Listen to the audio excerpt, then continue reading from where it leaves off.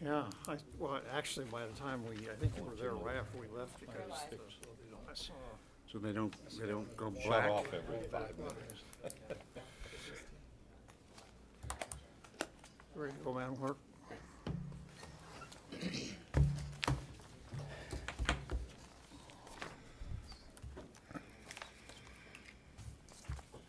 Andrew looks like somebody who's just come back from vacation. Happy. We'll fix that. Relax. Good evening, ladies and gentlemen. The hour is 7 o'clock, and as mayor, I hereby call to order a regular meeting of Laconia City Council scheduled for July 9, 2018 at this hour. As always, we'll begin our meeting tonight with a salute to our American flag. I would ask that you please rise and join Councilor Andrew Hosmer in reciting the Pledge of Allegiance.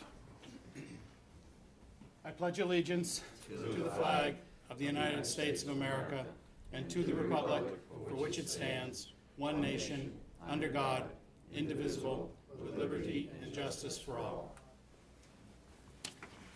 I'm one of the few in this room who's old enough to remember where under God was. Thank you. I would ask for the record, we'll note that the minutes to tonight's meeting are being kept by City Clerk Cheryl Hebert, and I would ask that she please call the roll. Councilor Cheney. Here. Councilor Bounds. Here. Councilor Littman. Present. Councilor Haynes. Here. Councilor Hamel. Present. Councilor Hosmer. Here. Mayor Engler. Here. All right, let the record show that we're a perfect 6 for 6 on the councilor front tonight. Good to have everyone back. And a quorum has been established for this meeting. Also note for the record that the city council is joined at the head table tonight by our city manager, Scott Myers, and by our city finance director, Donna Woodeman. First order of regular business tonight is acceptance of minutes from previous meetings. That would be of June 25th. Those meetings were distributed to the city council by the clerk on June 28th. No corrections or changes were submitted to the clerk, and unless there are any at this moment, I'm going to declare that the minutes to the meeting of June 25th are accepted as submitted by the city clerk.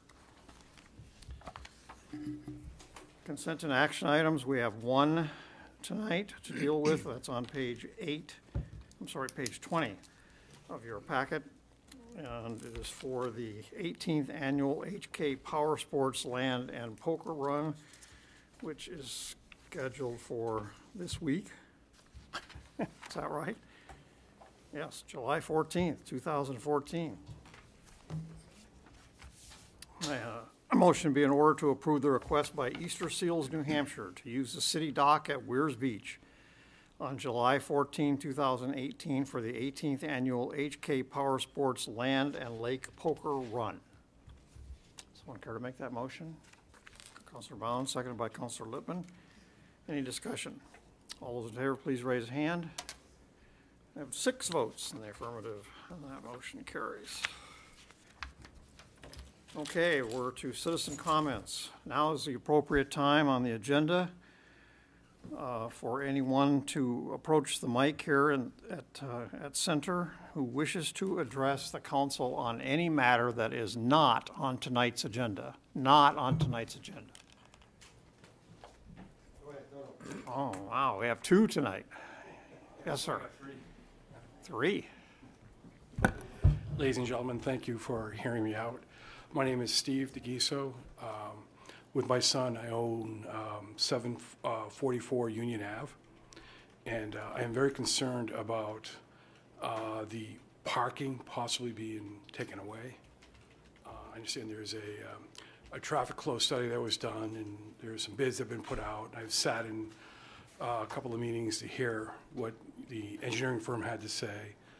I'm not sure. I guess I have a question, if I can ask the board, if that's possible. Has that decision been finally made? Is what? Decision been finally made to take away parking spots on Union Ave? So what building are you speaking of? 744 Union Ave. What building is that? We wouldn't know. Okay, there's Mustache Pete's, the barbershop. I'm sorry? Mustache Pete's, the barbershop. Oh, yes, that gentleman was in when we were, the owner of the barbershop was in when we were discussing that. Yeah. And I can be corrected here for the record, but as I recall, what the disposition of that was is the council authorized the Department of Public Works to, there was no change made to the status quo in terms of parking. Okay. But there needed to be some long-term engineering decisions made on that intersection, engineering planning decisions. As I recall, our decision was to not close the door on the possibility of eliminating parking spaces on one or both sides of the street there at some point in the future.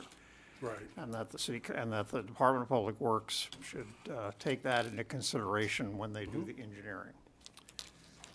I'd like to just put on the table that December, me and my son, who owns Mustache Pete's, and he wants to talk to you as well, bought that building. We believe that there's a big upside in Laconia. I moved here at that time as well. I think it's going to be thriving possibly in the future. I'm sure it's thriving now, but I mean, the point I'm making is we need parking. So that, to your point, if, in Lakeport area, if that's something in the future that's in your plans, I don't know, but to help that local area survive or downtown, I just strongly recommend parking, public parking. I know we do have it directly downtown, I do understand that, but maybe I'm stating the obvious. You guys have been here for all your lives, I guess, but I just want to make sure that that's put on the table, that's all. Okay, Thank you for your time. very good, thank you. Hi, I was here a couple months ago. There was a meeting. Can you identify yourself? Oh, for my the name record? is Tony DeGizzo. I own Mustache Pete's Barbershop. There was actually a meeting we had a couple months ago where the people who were planning the construction talked to us, and they told me that they were only going to plan to take the parking, but they weren't going to do it till the fall, or they were only allowed to plan right now, but anything they do is in the fall, and when they're ready to do the construction, then they'll speak to me. So I'm here just because I'm nervous, because by that point I feel it's too late. I got a petition going. I have over 75 signatures now.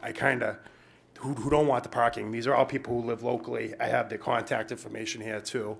I believe there was another petition across the street with another 60 signatures. And my other concern is if the parking gets taken away, I think at that meeting they told me there was no traffic study done. This will really hurt my business. As right now, I've had, I think Friday I had 7 people in the waiting room waiting. I'm taking on another barber in August, maybe a third in the winter. That's going to really destroy me, the parking taken away. And that's all I have to say. Entertain a question from Councilor Hamel. Yeah. Okay, you were here at our meeting when we discussed this, Yes. okay? And what we approved, as the mayor said, was only for an engineering study to do it while they were there studying that whole section Okay. of Union Avenue to incorporate that intersection. But the council never voted to take any parking spaces away. That part of it is on the back burner. Oh, Because they're not going to be doing anything to that intersection other than maybe adjusting the timing of the light. Okay, so That's it. we came here with a meeting. I was confused because I thought that they were going to do construction in the fall. Well, they are on the Union Avenue from Fratello's down. Okay, and no parking's going to get taken away? Nope. There's not been any vote to this date about anything about parking in that section of Union Avenue, nothing. Okay, thank you very And much. should we revisit that, which we probably will at some point in time, for a thorough discussion of it, all the property owners will be notified well in advance of what's being considered. Okay, As of now, nothing is being considered, okay, thank you very much, Mayor. okay? Thank you.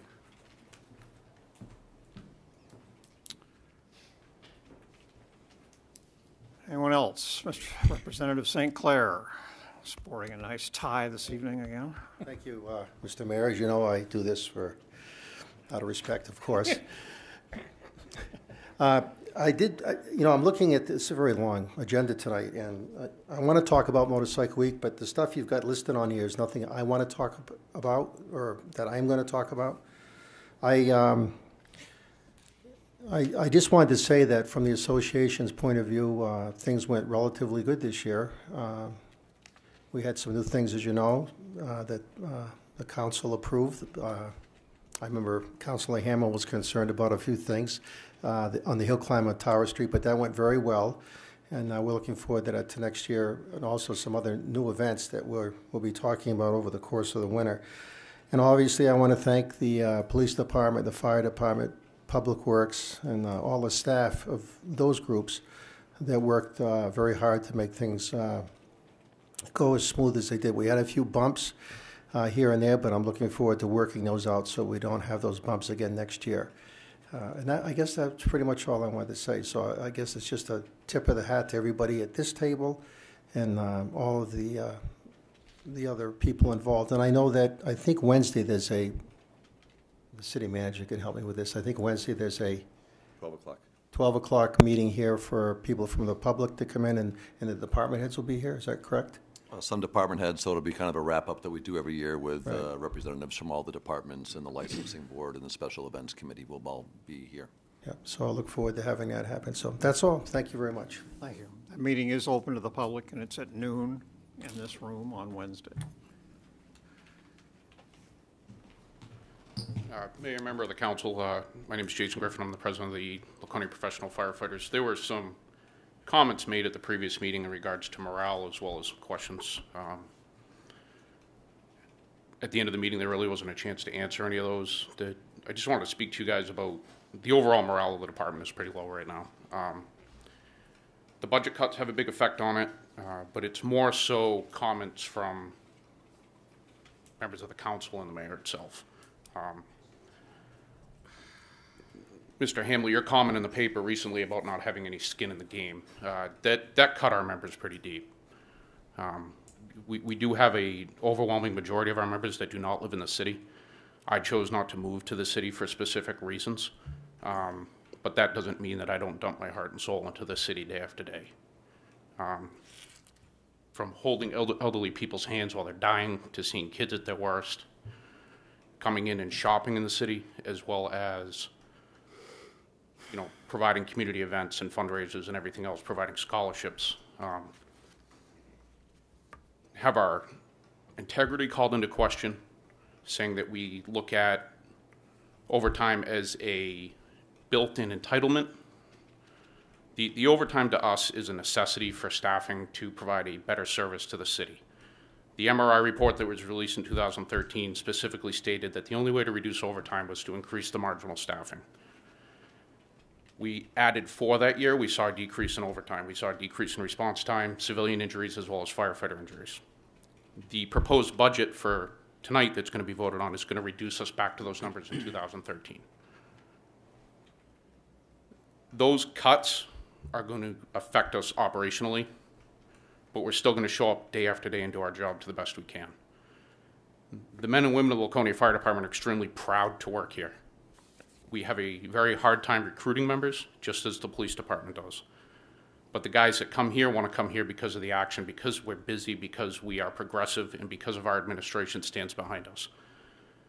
So when you make your vote tonight and any future comments, I would greatly appreciate it if we could have a better open line of communication, as well as cut back on the rhetoric. And I'm always available. I've made phone calls to each and every one of you throughout the last few months, trying to talk specifically about the ambulance issue in Brewster. That's water under the bridge. But moving forward, we need to have a better open dialogue to figure out what the issues are at heart and how we can make them better. That goes both ways, I agree. right? Because your comments on your webpage are nothing but criticism and scare tactics to the public. Which webpage is that, sir? Your firefighters' webpage, Local 1153. Fire department will be running with 8 off on duty holiday. This means 2 personnel at the Weirs station. I'm going to briefly go over it. Ladder truck taken out of service. Not enough men on the fireboats at night for protection. Instead of, 4, you got 3. No, instead of 3, we have 2. Okay. Marine Patrol goes out with 1 every night. They have no trouble navigating. Marine You Patrol guys is have been- also... You guys were offered by Marine Patrol to go out at night to do navigational courses. You're the only department that hasn't done it. Guilford does it. They teach you the radar of the lake, how to use it and all that. Nobody from Laconia went to do this. Because we have different radar equipment on our boat. Counselor, this is the rhetoric that I'm talking about. I'm not interested in going back and forth about Marine Patrol and us and this and that. The equipment on the boats themselves, majority are funded by our members doing personal fundraising events, not by taxpayer dollars. It's funded by Macris. Which our members participate and help to put that event on. Yeah. What about you calling Mr. Brewster down there and threatening him about if he comes up here that the fire department down there are going to quit his service? That was not a conversation that I had with Mr. Brewster, and I can guarantee you that. Okay. Yeah. Well, someone from your union did. That comment was not. That was a direct comment that the union up here called the union down there, and the fire department down there threatened to quit his organization if Brewster came up here and provided service. If you have proof of that, I'd like to see it and see who it was, because it was not me. Okay. You guys really need to calm down. You really do. You really do. You're out of control over there, and that comes from the top down. The top down. With a chief that says he does not answer to the council.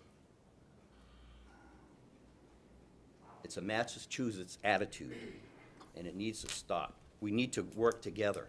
Exactly right. And it wasn't started by here.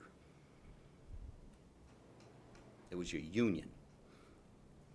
Now, I know you guys think you can walk on water, but there was a man in this town a long time ago that said he could walk on water, and he tried it up on Weir's Dock, and he didn't. I know what you guys go through. I was a policeman for 10 years. I've seen what you've seen. Who are you referring to as that could walk on water? Well, let's control ourselves here, okay?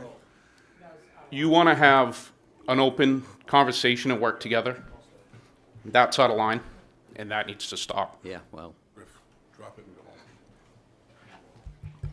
All right, thank you for your Dead comments. fireman, that's how you're going to talk? Anyone else want to speak to the council tonight about a matter that is not on tonight's agenda? That has nothing to do with that fireman. Counselor. What I'm saying. Absolutely nothing to do with him. It was Counsel- red done. Counselor? Counselor, please, we're moving on. Okay, we have a number of interviews tonight for applications for positions. The first one is for an alternate member position on the Heritage Commission, Michael Sweet. Is Mr. Sweet here? Yes, Mr. Sweet is applying for a 3-year term expiring at the end of March 2021. And before we get started, let me address all of the applicants who are here with us tonight, some of whom are familiar with the process, some of whom are not, perhaps.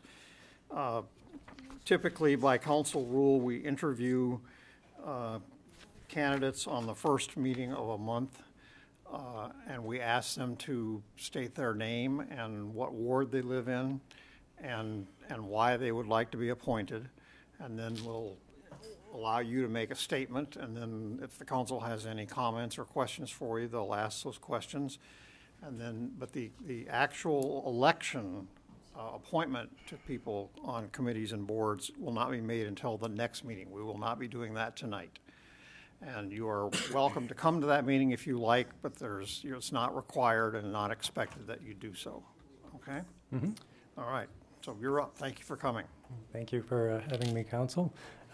My name's Michael Sweet. I live in Ward 4, and I'm interested in the alternate position on the Heritage Commission. I really enjoy living in the city. I've been here for 5 years. My neighbor, Dorothy Duffy, is the one that had told me about the opening. And I just, walking my dogs or riding my bike, I just like the history of the city and want to be part of it in any way I can, in any small way I can. Okay, good. Any questions for Mr. Sweet? Oh, I guess not. Thank you for coming. Thanks for your consideration. Okay, next up, the subject is the Lakeport Tax Increment Financing District Advisory Board. Richard Allen has applied for appointment to a regular 3-year term on that board. Mr. Allen, welcome. Thank you. You can call me Dick. Everyone does. I've had property in Lakeport for somewhere like over 40 years. And now we have, through the years, we've acquired 15 different lots up in the Lakeport area. And my goal is to combine some of those lots so that there is parking for any type of business other than rental apartment buildings, because I don't think that's the right place for those. That's my opinion. I have those, and that's why I know that. But some of the buildings is very difficult, having lots of only 60 feet of frontage, pretty narrow, most of them. And we've been combining them for 40 years now. So I'd like to get on that board to see Lakeport change in a lot of ways. Any questions or comments for Mr. Allen? I guess I have a question. So you would be bringing a specific agenda about how you think Lakeport should be developed in the future to the TIF board? To the... TIF board, would that be? Yes. Well, that would be a good start. From my understanding, there's only one other member, and I think you need at least Need 3. all the members we can get. That's the I agree. I think there's 2. Well, I'll fill all the positions, and then I'll have my own way. That's a joke. You through, Counselor? I'm done. Thank you. Trying to, Thank you, Mr. Allen. Thank you, Mr. Allen. how many members do we have currently? I thought we had 2 on that. I know we had Mr. Stewart, and I believe there may be Mr. Brunette, right? Mr. Brunel came in, yes. Brunette, yes. I think we have 2 now. So We with could have a you quorum. stepping forward, hopefully we'll have 3. But there's 5. There's supposed to be 5. Yeah. Total, yes. So we thank you. You're welcome. Appreciate your coming.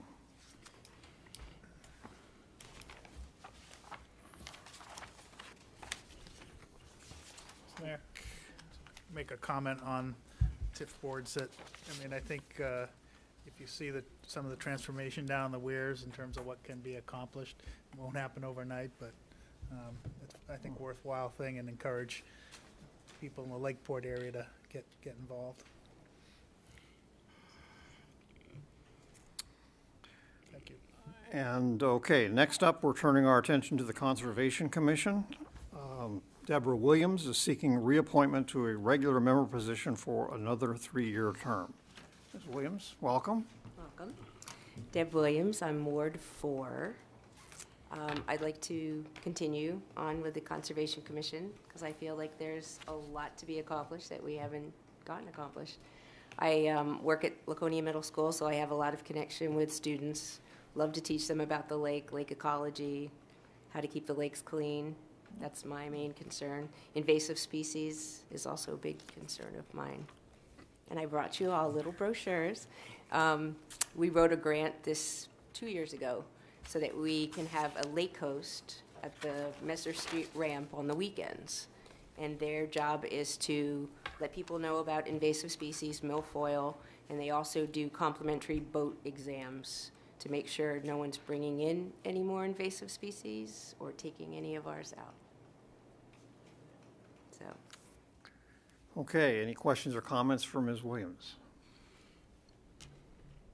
Appreciate your involvement. All right, thank you for your service, and Yeah. thanks for coming tonight, and thanks for the brochure. Thank you.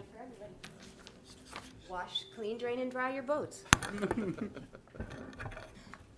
Okay, next up, we're talking about the Zoning Board of Adjustment on the next couple. Roland Mayhew is seeking reappointment? Is that correct? Yes. Reappointment to the regular member position on the Zoning Board of Adjustment for a 3-year term expiring at the end of August. I didn't see Mr. Mayhew here. Is Mr. Roland Mayhew here? I don't believe he's here tonight. Okay, we'll skip over that one. And same thing for Michael Foote. I didn't see him there. Oh, he's hiding in the corner there. Mr. Foote, we haven't seen you in a while. Welcome back. Greetings. How are you doing this evening? My name is Michael Foote. I reside in Ward 1 on 222 Roller Coaster Road, and I'm here to stand for a position in ZBA. I feel that, am I doing the right one here? I feel that the ZBA is an important part of, as people come into the community or as businesses are developed, may come in and it's a series of checks and balances. So there's a way of following the ordinances and making it so people can live in harmony. I have done this long enough now that there is no agenda. It's just a way of looking at it and giving it its checks and balances. I think that's what ZBA is able to do for the community. Any questions for Mr. Foote? In terms of the new land use chapter and the role of ZBA in working with that, can you share your perspective on that? Sure. Part of the thing about that is we recognize that there's going to be, as we go forward in some of the new land use stuff, we'll see an adjustment in some of the ordinances also. And this is having an understanding of it and having experience in that allows you to look at it with perspective and allows it to adjust as we move forward. Any other questions or comments for Mr. Foote about his reappointment to the Zoning Board of Adjustment? Okay, well, don't go anywhere because you're on the agenda next as well. Mr. Foote is also seeking reappointment to the Conservation Commission for a 3-year term expiring at the end of August 2021. May you address the Conservation Commission, please? Absolutely. So one of the things that conservation here, and one of the perspectives that I can bring to it, is living on a large contiguous piece of property in Laconia, in the Weirs, precisely. So as we look at how we're going to develop the state school, we're recognizing that once we grow houses in those fields, we're actually impacting what is some of the last actual farmland that was here in Laconia. History moves on possibly, but we will see that those are the soils that were the best for growing and had produced in there. If it grows houses, I would think it would be done responsibly. One of the things about conservation is we're able to look at protecting our waterways. Every time we look at a master plan, whether it's from 10 years ago, 3 years ago, or most current iteration, we're recognizing that our water qualities are one of the most important things in our community. And proper land usage. You wouldn't want to see it developed willy-nilly or without a thoughtful process. Okay, any questions or comments for Mr. Foote regarding reappointment to the Conservation Commission? No? Thank you. It's the easiest Senate hearing anybody ever had. Huh? Okay, thank you for coming, Mr. Foote. Thank you very much. Have a very good evening. Good to see you. Okay, as I said before, we'll take these nominations up at our next meeting on July 23rd, and the applicants, not necessary that they be there, although they're always welcome to attend. We do not have any nomination, appointment, or elections tonight, no communications that I'm aware of, no public hearings to have for a change, no presentations to make tonight, so we're already down to the mayor's report. And I wanted to tie several things together tonight, if you'll bear with me. First of all, I wanted to extend a heartfelt thank you to the Celebrate Laconia Committee and everything they did to prepare and execute the excellent 125th birthday celebration that was held on Saturday, starting with the parade and then ending up at Peachy Park. Tremendous amount of work on the part of these folks, and we can't thank them enough, and thank the counselors for participating in the parade as well. And we actually got the city flag down, the only one we know that's in existence, and got to wave it a little bit during the parade. I don't think it's been out of the mayor's office in 50 years, so it's good to get the one and only copy of the city flag out. You should have brought all the other flags that we've done. I also want to thank Councilor Hamel for giving the mayor a ride in his 1930 Ford Roadster.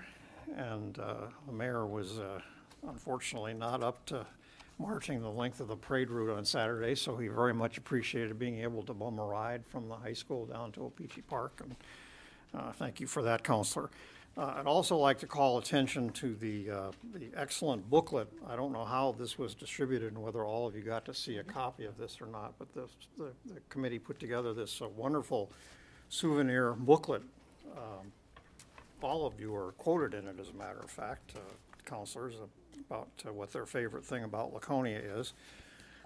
I was asked to write a letter for this booklet to be included as sort of an introduction by the Celebrate Laconia board.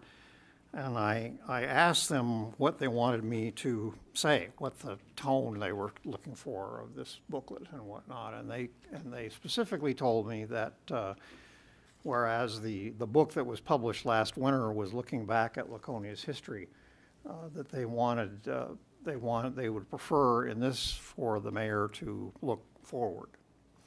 And one thought being that this booklet is going to be included in the matter that's left in the time capsule to be open 25 years from now about contemporary Laconia life and that sort of thing. So reflecting on that, I wrote something that's in the booklet here that you all received copies of. And I'd like to, if you will indulge me, I'd like to read part of it because it leads into my next subject matter. And again, they asked me to look forward, and the writing's kind of small, so indulge me a little bit in trying to read the writing on this. I'm not sure how many people read it because it's hard to read.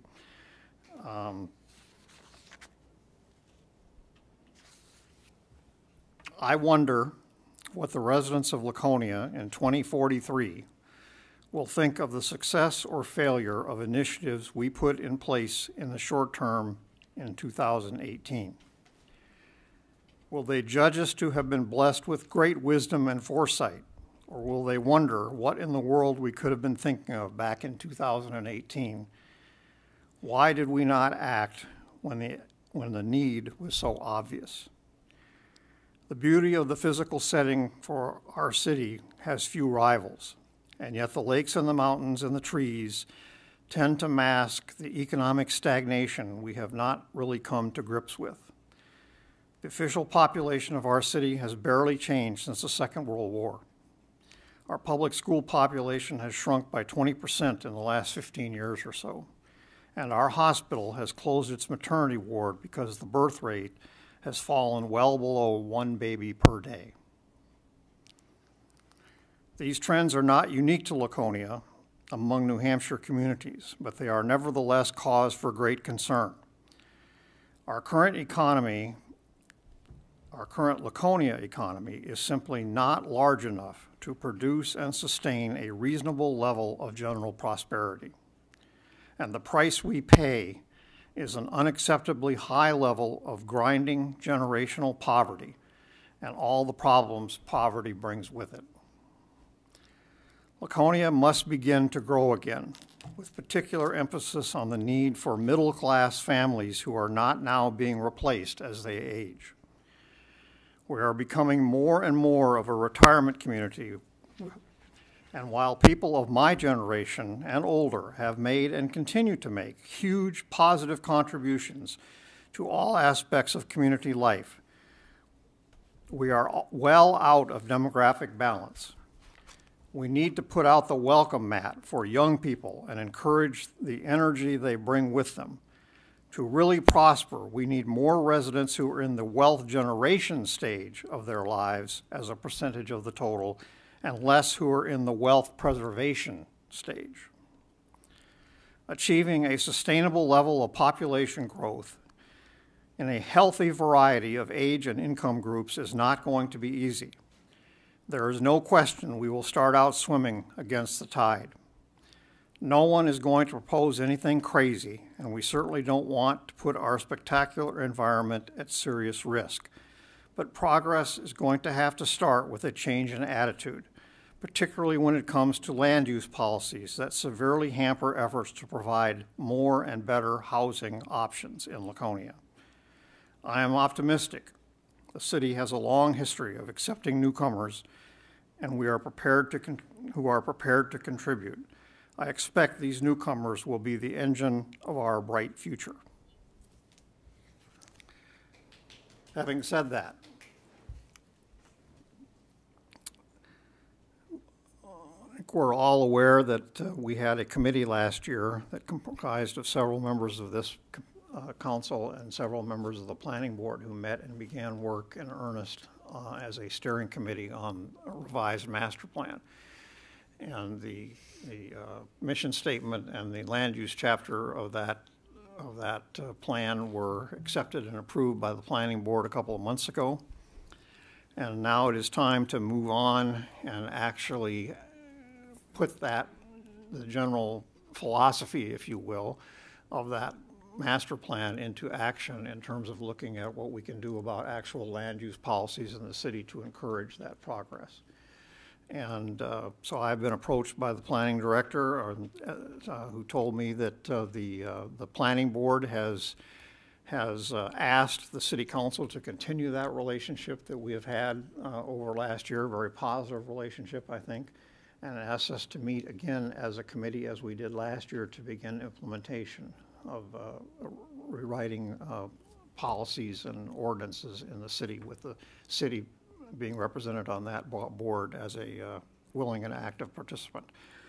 So to that end, I'm going to suggest that we keep things in place at least for another year, and that Councilors Bounds and Lippman and myself continue to represent the city of Laconia on that particular committee, and we will keep the rest of you apprised of progress and whatnot. And as you know, Councilor Bounds is our official council representative to the planning board, and he will keep us apprised from that angle also. So there's a lot of work to be done, and I am, those of you who know me well know that there's no issue that could come or would come before the city council that's as important or more important to me than this particular issue.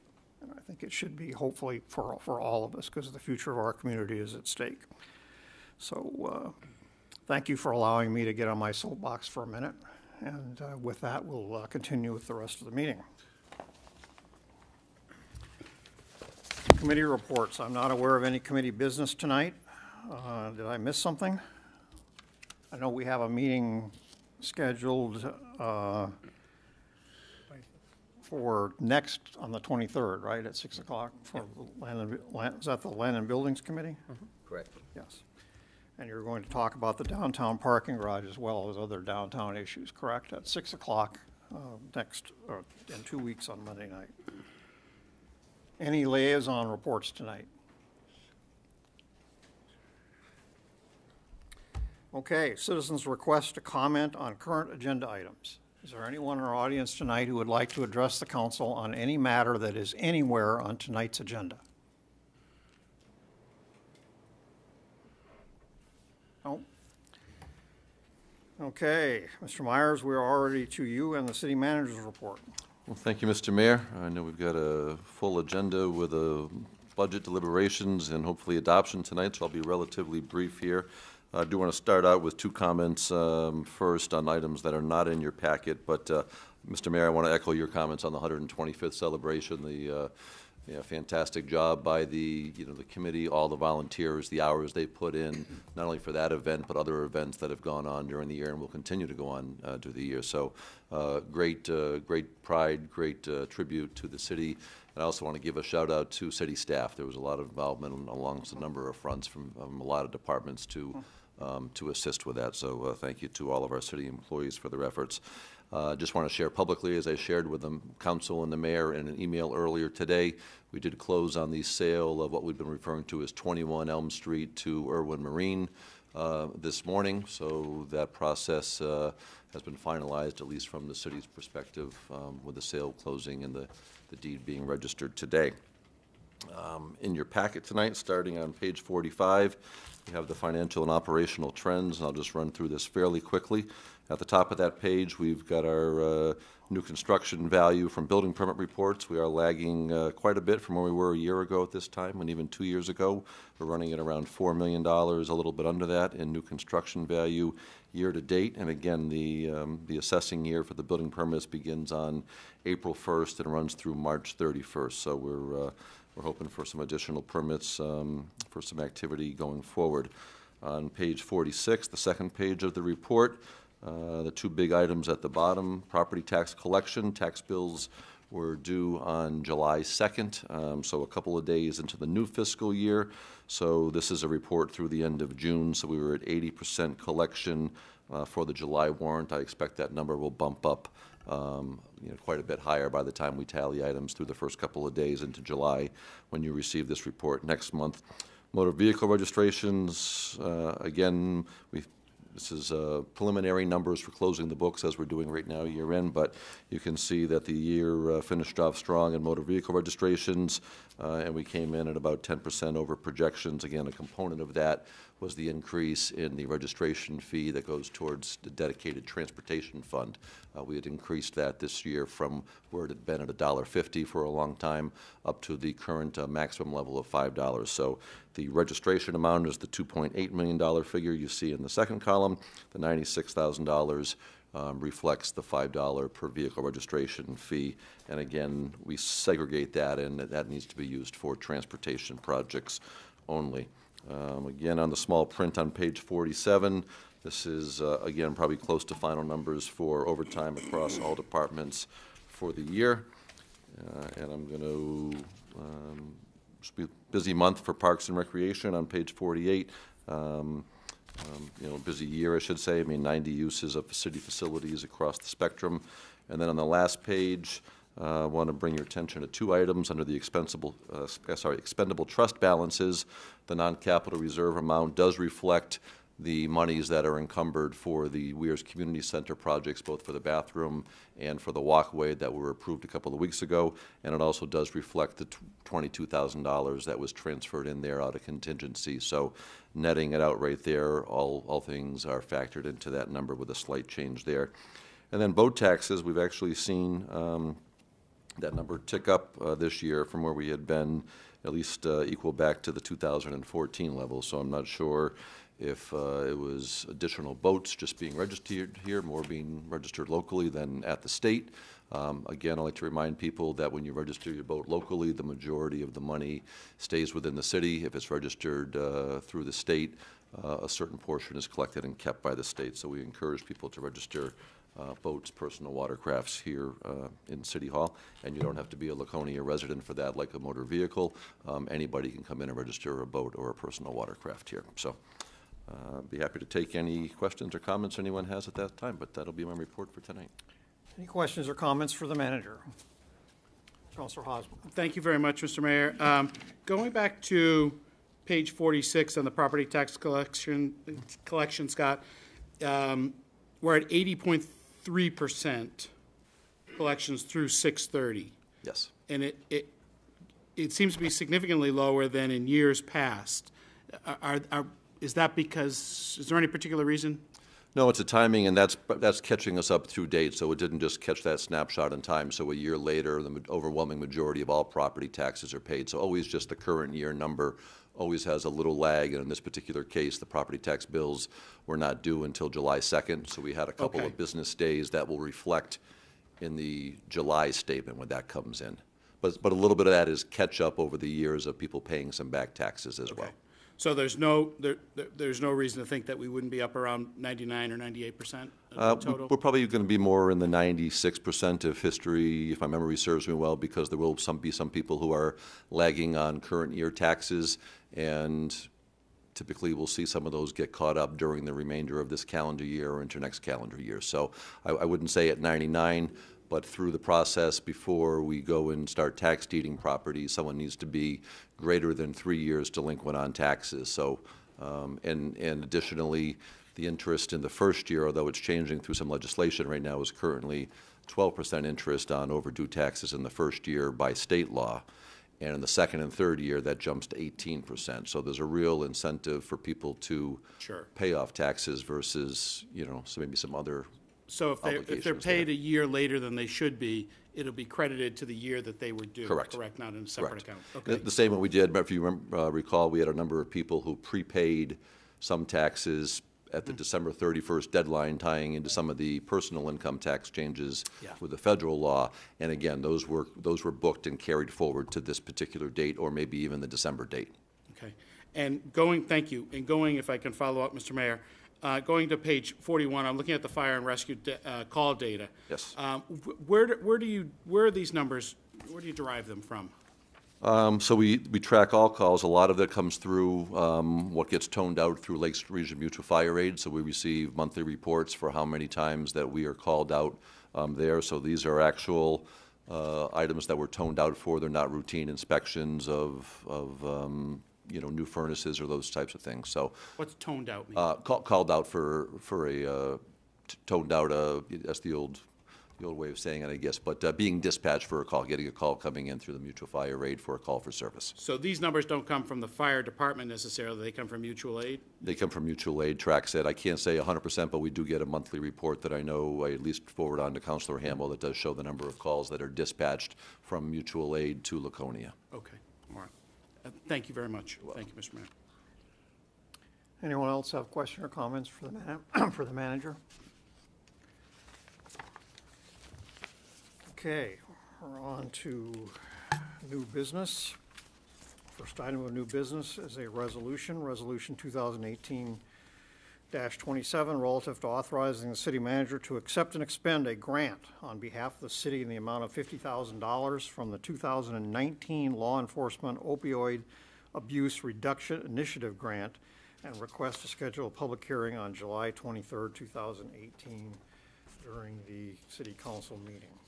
You have information on this resolution on page 50 of your packet. The actual resolution is on page 51, and we need to approve 3 motions tonight. Before we get to those, are there any questions the council has? I'm not the one to answer them. I'm assuming, is someone here from the police? Is this a police? This is police. It was Lieutenant Sweat. This was pretty straightforward, so I told him that if there were questions coming up, I was comfortable handling them tonight, so I'm happy to take any questions that you may Any have on these. questions of city manager before we get to making motions? All right, first motion would be to move a waiving of the reading of this entire resolution, Resolution 27, by its entirety, so that we can read it by title only. Councilor Hosmer makes that motion. Councilor Haynes seconds the motion. Any discussion? All those in favor, please raise a hand. 6 votes in the affirmative. That motion carries. Second motion would be in order to approve the first reading, Resolution 2018-27, relative to authorizing the city manager to accept and expend a grant on behalf of the city in the amount of $50,000 from the 2019 Law Enforcement Opioid Abuse Initiative Grant. Councilor Hosmer makes that motion. Councilor Lippman seconds the motion, so we're voting now. Any discussion? All right, we're voting now on approving this resolution on first reading. All those in favor, please raise a hand. 6 votes in the affirmative, that motion carries. And finally, we need a motion to schedule a public hearing on July 23rd, 2018 during the regular city council meeting for public input regarding Resolution 27. Councilor Haynes makes that motion. Councilor Hosmer seconds it. Any discussion? All those in favor, please raise a hand. 6 votes in the affirmative, that motion carries. And that we'll have, so at our next meeting, we'll have the public hearing, and that will show up under unfinished business as an item to be approved on second reading.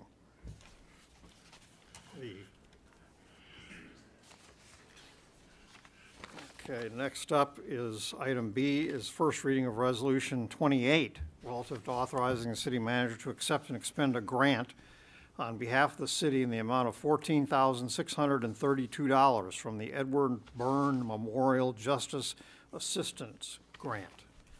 Information provided by staff is on page 61. I don't have a copy of the actual resolution. Is that in our packets? I don't see see it in mine, so we will. That's all I have, Mr. Mayor. Yeah, me too. I don't think we got an actual copy of the resolution. We'll make sure it's in your. 28. We'll make sure it's in the packets for next time. Okay. All right, any questions? So the information there is on page 61. Any questions of the city manager before we get to making motions here? All right, motion be in order to waive reading of resolution 28 in its entirety and to read by title only. It's a leap of faith here. Happily. And Councilor Cheney is leaping right in. Okay, and second by Councilor Lippman. Any discussion? All those in favor of waiving the reading, please raise a hand.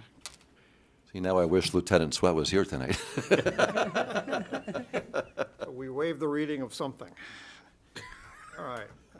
Next up is to move approving Resolution 28 on first reading relative to authorizing the city manager to accept and expend a grant on behalf of the city in the amount of $14,632 for the from the Edward Byrne Memorial Justice Assistant Grant, otherwise known as the Byrne JAG. Councilor Hosmer makes that motion. Is there a second? Councilor Cheney seconds the motion. Any discussion? All those in favor of passage on first reading, please raise a hand. 6 votes in the affirmative, that motion carries. And finally, on the public hearing front, we need to schedule a public hearing on Resolution 28 to be held on July 23rd, 2018 during the regular city council meeting for public input. Someone make a motion, please, to schedule the public hearing. Councilor Haynes makes that motion. Councilor Hamel seconds the motion. Any discussion? All those in favor, please raise a hand. 6 votes in the affirmative, that motion carries. And we'll also have that public hearing and vote at our next meeting. Okay, last item under unfinished business tonight is Motorcycle Week Trademark License Agreement with Laconia Harley-Davidson. And on this front, here's what's going to happen for our audience, both here especially for our audience here with us tonight, but also for our audience watching at home. Under certain conditions, a public deliberative body such as the Laconia City Council is allowed to meet outside of public ear on very restrictive matters, one of which is to consult with an attorney about a legal matter. And this matter, item 20C on the agenda tonight, is such a legal matter. And so we're going to have a brief meeting out of public eye. We're not going to ask you to leave the chamber tonight. What we're going to do is we're going to recess this meeting in a minute, and then the council's going to move next door to room 200B, and we'll have that meeting in 20B. After the completion of that meeting, we'll come back here to this room, which you're welcome to stay in, and we'll finish the meeting at that point in time, the regular meeting here. So we're going to leave the room, go down to 200B briefly, come back and finish the regular meeting here. And those of you who are in the audience are welcome to stay put. Okay? So having said that, Madam Clerk, I'm going to recess this meeting at 7:53 p.m. and the council will reassemble in 200B.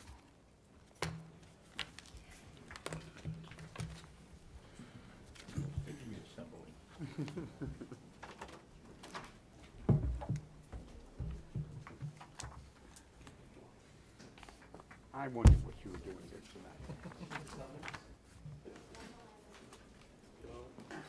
Did I confuse you with my answers? No, I understood what you're saying.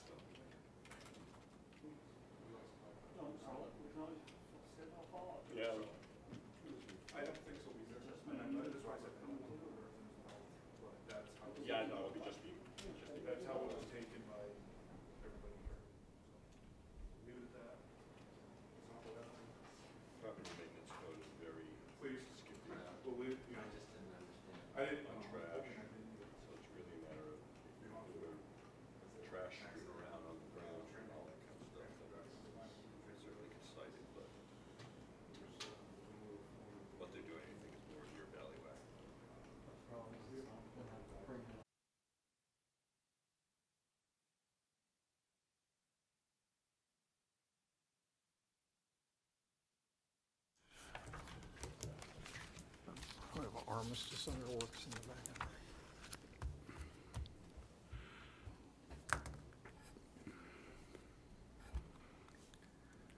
Counselor Hamel?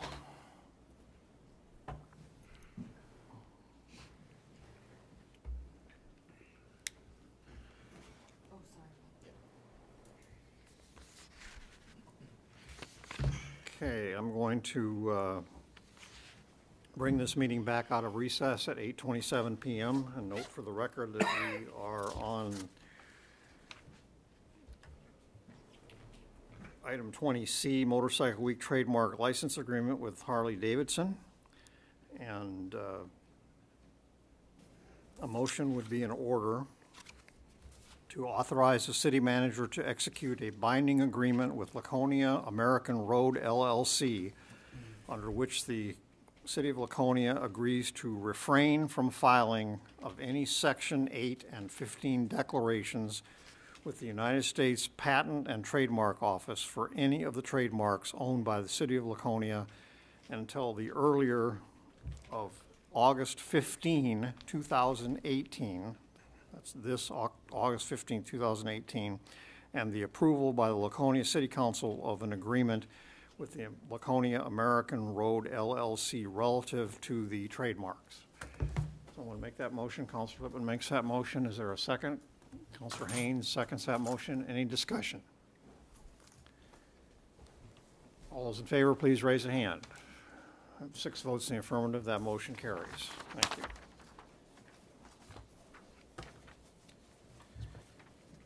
Okay, we are on to unfinished business.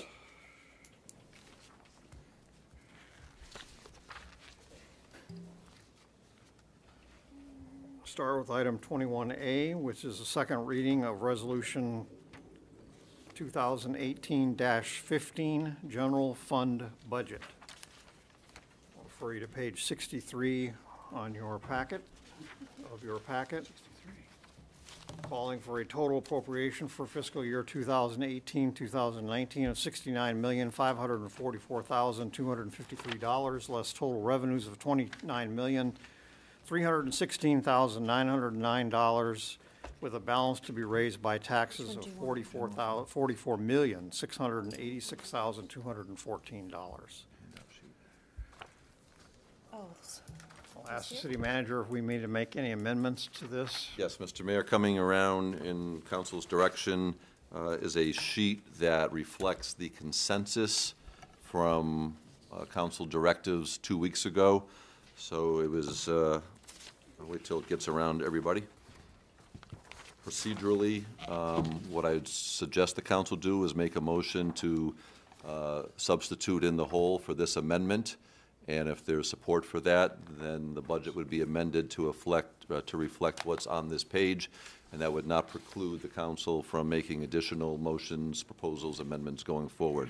But this reflects a reduction in the fire department budget. If you look down around 2/3 of the way down the page, this was the council consensus. Those numbers there for the various line items within fire add up to the $150,000. And the other numbers dealing with capital outlay, in dealing with contingency, and in dealing with police salaries, health insurance, and retirement.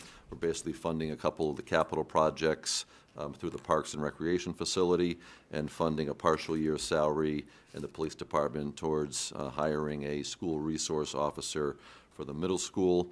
The other changes in the amounts, both in a credit and a charge of $9,625, is the reflection of us now going out to bond for the police, fire, radio, and the dispatch center, whereas when it was originally presented in the budget, it was going to be continuing to save for that. So that's just moving $9,000 out of cash into what would be the first year partial interest payment. So that's the $9625. And then the other $15,000 figure in there is we're reflecting where the fire department does charge for services sometimes to be on duty at different events, and then coming in for under the revenues, the miscellaneous reimbursables, that same $15,000. So that's a wash between the revenue coming in and the $15,000 and what we've targeted as in charge for services. So that was the reflection of what was discussed, and again, consensus 2 weeks ago. it's the council desire to move it in with one substitution, it would all go in to those components, and you would still have the opportunity to continue addressing the general fund portion of the budget in any manner that you want to.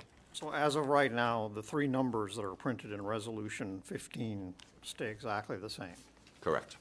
So there's no need to amend the resolution per se. We're actually adding an addendum to the, You're reflecting line item changes that still bring you to the same bottom line dollar amount. all right, so here's what we're going to do from a procedural standpoint. So we'll get a motion on the floor to approve Resolution 15 with the understanding that this memorandum that came around tonight with you with specific instructions for affecting the budget becomes part of that resolution, right? The numbers themselves don't change. Once we've made that motion and have a second and it's on the floor would be open to any further amendments to the general budget, the general fund budget. Everybody got that? So once we're open to discussion of the general budget resolution, then any other amendments, if there are none, then we'll just vote on it as it is. So if anybody has any amendments that they would like to make still tonight, it will be germane once the main motion is on the floor and seconded. Once the main motion is on the floor and seconded and approved, we can still, at any time later in the meeting, move to make amendments. Is that right? No, you would have to reconsider that first vote, because once we pass the budget, it's passed. I think what Councilor Bounce is asking, if you move to accept this and this approves, then while we're still dealing with the general fund budget, which is right now, any additional motions should occur right now before you have a final vote on the general fund appropriation. Okay, I'm lost then.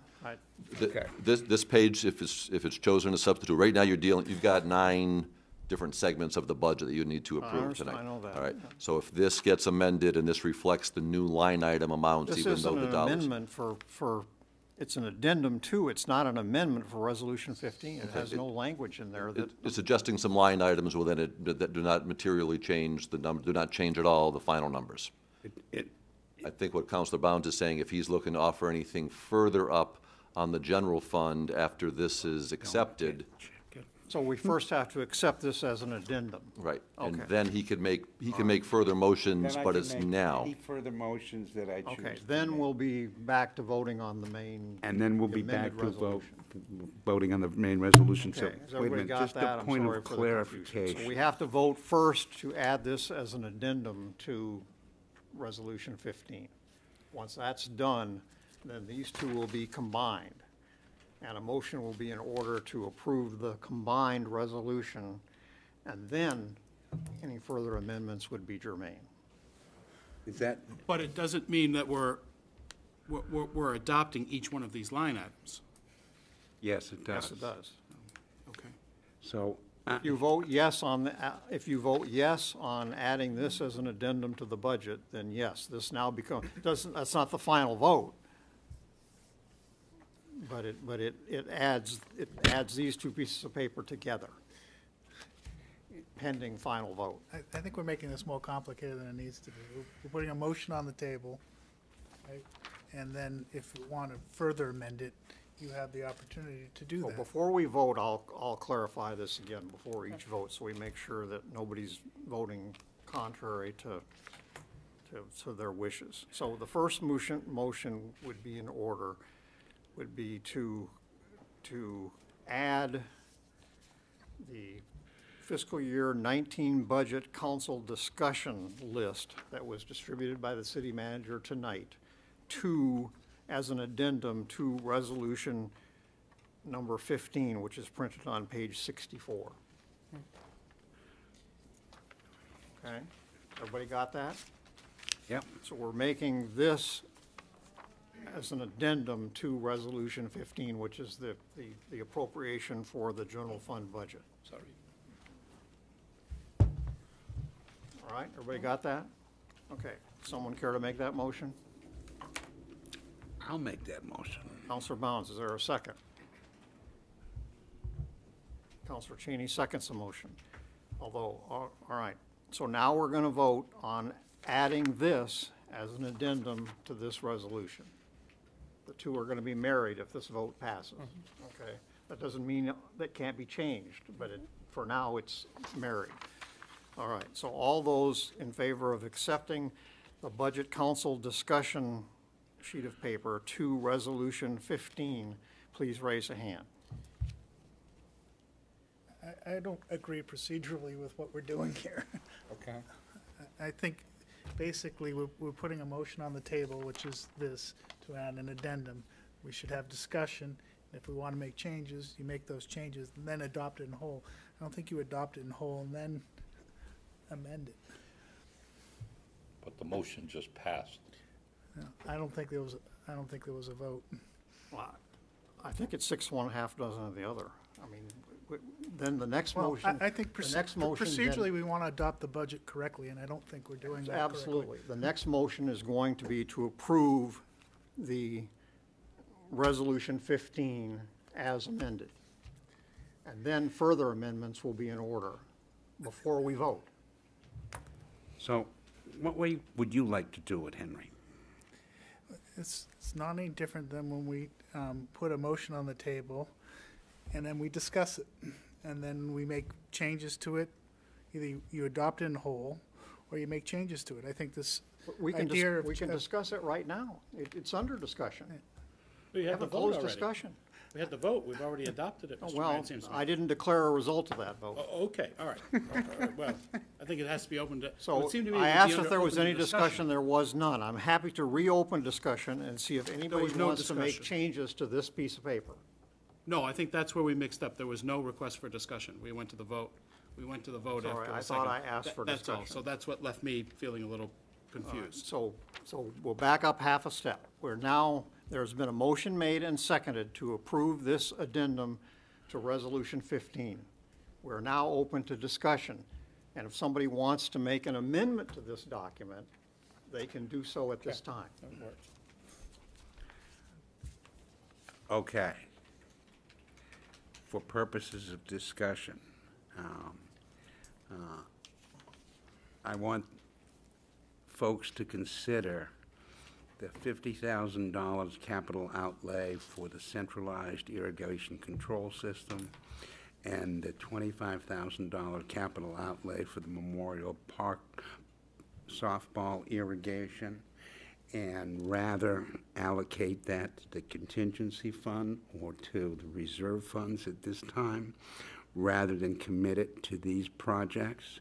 Not that these projects don't have some priority, not that it would be nice to do them, but if the budget goes the way I would anticipate, and the $500,000 from the sale of the Lakeport property goes to the schools, which we've already committed to do in terms of our negotiations with the school boards, we'll have $70,000 in reserve funds when all is said and done.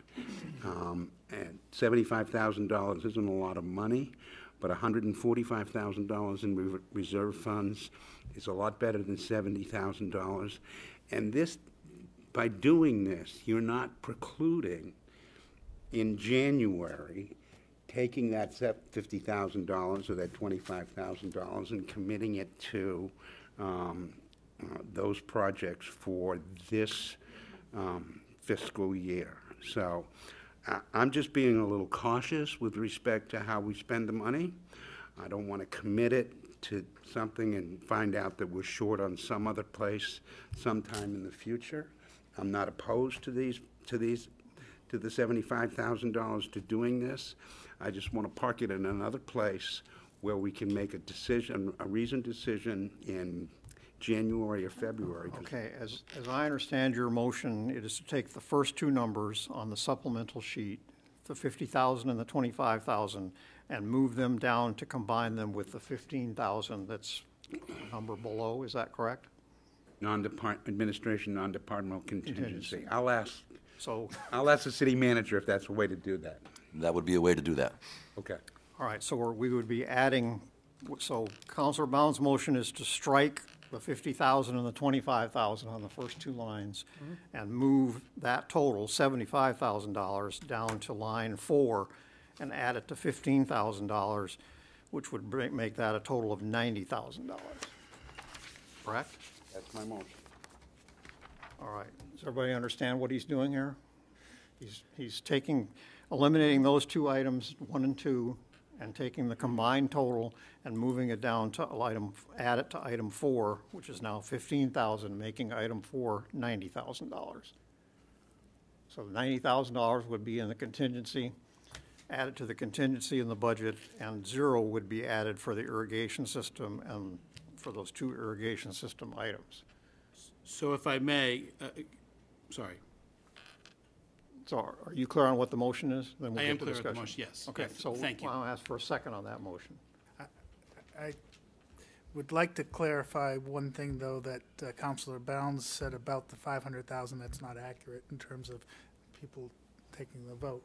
The 500,000 doesn't automatically go to the schools. The agreement that we had with the schools is that that would be put in reserve and then as a stabilization fund. So the money stays with the city's fund balance. That's right. I get that. I get that.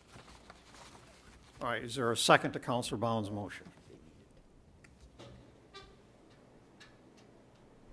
All right, I don't see one, so I'll second that. Councilor Cheney seconds the motion.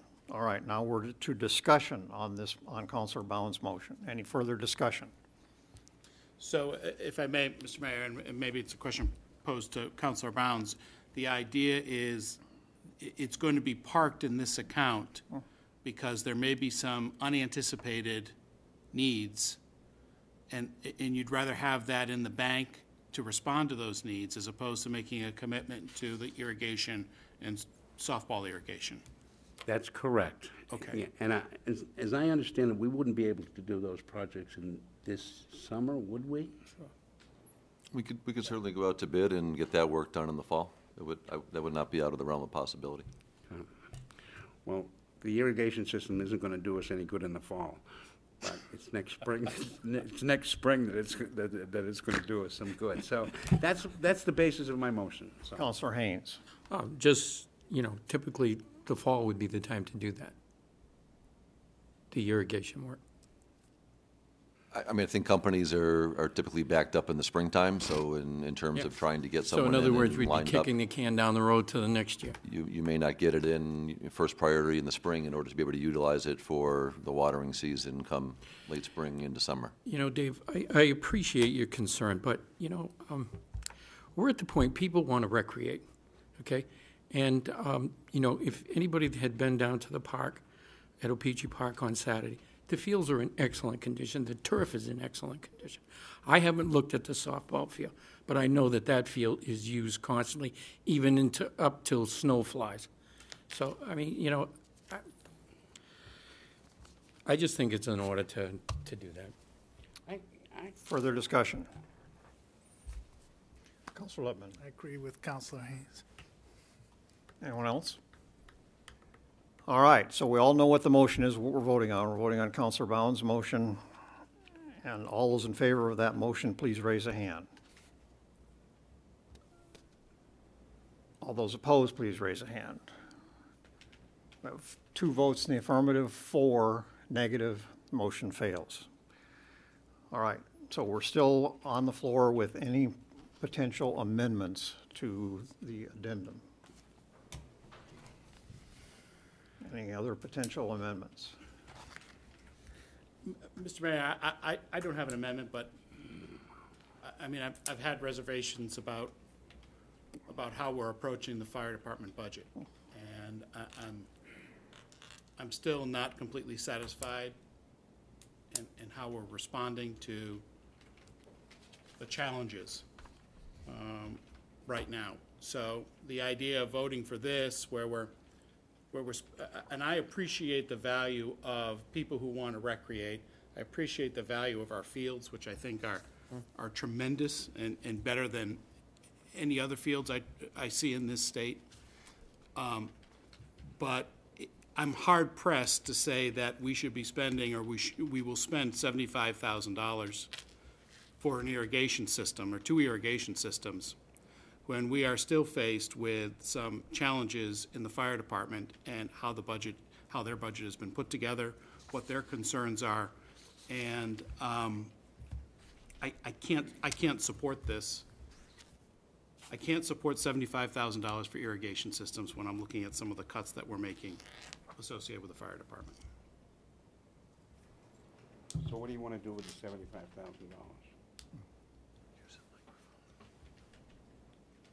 I'd put it in a contingency fund until I think right now, I think it's, though we're under the pressures to pass a budget here and to send the departments on their ways with the spending plan, I am concerned that some of the spending plan that we are putting forth for the fire department is going to jeopardize public safety. Those are my concerns. I'm not convinced that what has been discussed, and having reviewed the previous meetings over the past few days, that we're in a position to cut that budget and to feel that public safety won't be compromised to some level. So you want to take the $75,000 and put it in a contingency fund for purposes? If I'm hearing right, he's saying he doesn't want the $75,000 taken out of the fire department budget. Okay. I think when we weigh the equities of each and saying we're going to spend money on an irrigation system, which I think is all well and good, but if we have needs for public safety, and we're saying we're not, and I think there are some real challenges associated with the fire department budget, but I think they've made a credible case in some instances that the challenges they're facing as first responders, I think we should be more attentive to that than irrigating our fields. Andrew, may I? I'm at a bit of loss. You just voted not to transfer those funds, or did I miss that? Oh, I'm sorry, he's on a, he's going in a different direction. Well, It's not about where the, redesignating the money. That was a holding place Yep. to then use it perhaps at the beginning of 2019. Or, No, there was no or. yes, there was. I didn't Contingency hear is the or. I or. just heard it being put in a reserve account. Perhaps I missed that, but it sounded to me that it was still going to probably be used for an irrigation system. No, that's not what I meant. Okay, well, perhaps I misunderstood. Okay, what I meant was... Had I voted, one more time, had I voted to support that, Counselor Cheney, it would have failed anyway. It would have been 3-3. That's fine. That's not my point. I guess my point was I didn't understand where you were going when he and I were trying to put some money in a contingency fund. Contingency fund for seeing if there was a contingency, and I heard it associated with the school department. That I didn't hear anything about any being used for anything else. I heard it was similar to what was being done with the school department. It was in a contingency fund, but perhaps I lost the train of discussion there. So let me be clear, as long as we're still going on this. What I meant by the motion that I made was to take the dedication of those funds to a particular project and put them into contingency. I wasn't opposing the capital outlay for those projects. I wasn't opposing any other use of that $75,000 with respect to this matter. All I was saying, we can't be certain what we're going to look at in 6 months, in 4 to 6 months, and we ought to have that $75,000 available for other purposes if we need it. Now, if that means for the fire department or something else, that frees it up. So that's more clear to me now than it was, and I take responsibility for not understanding. That's okay. I don't understand anything anyway. But regardless of whether or not it's spent immediately on irrigation or put into contingency, it's still coming out of the submitted fire department budget. Right. We all understand that. We all understand that. That was your point, I think, that you were making. That's my point. Yes. And my personal priorities, that would be my concern. It would prevent me from supporting this. All right, so I asked again if there are any further amendments to the addendum to be proposed. Well, my amendment failed, and based upon the current discussion about where to park the $75,000, I'm going to forego any further amendments at this time. Well, with a better clarification of what the discussion and what your motion entailed, I'd move for reconsideration on that, and in anticipation that I would support that. I think you can do that. You voted against it, you can't. That motion would have to be come from somebody who voted yes. You voted yes, right? He voted yes, so he can move to reconsider. I can't move to reconsider because I understand that, but I voted no. I'm trying to understand what the point of reconsideration would be. The point of reconsideration for me is that I can't in good conscience vote for a line item for irrigation systems when I'm not satisfied with the cuts that have been made to the fire department. All right, so what I would suggest then is that, if you will allow me, Please. is that you make a motion to amend the addendum to strike the $75,000 and add it back into the fire department budget. Then I would be happy to make that motion, yes. Thank you, Mr. Mayor. I appreciate a little direction That's there. what he's getting at. He wants the $75,000 put back into the fire department budget.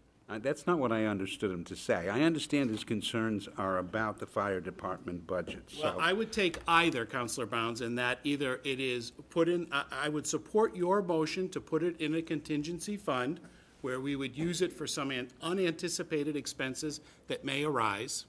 Okay. That's not a bad position. Okay. A better position for me at this point maybe would be to put it back into the fire department. But I'm amenable to either option. Well, considering the realities, I think it's easier to move $75,000 into the contingency fund rather than move it back to the fire department at this point in time.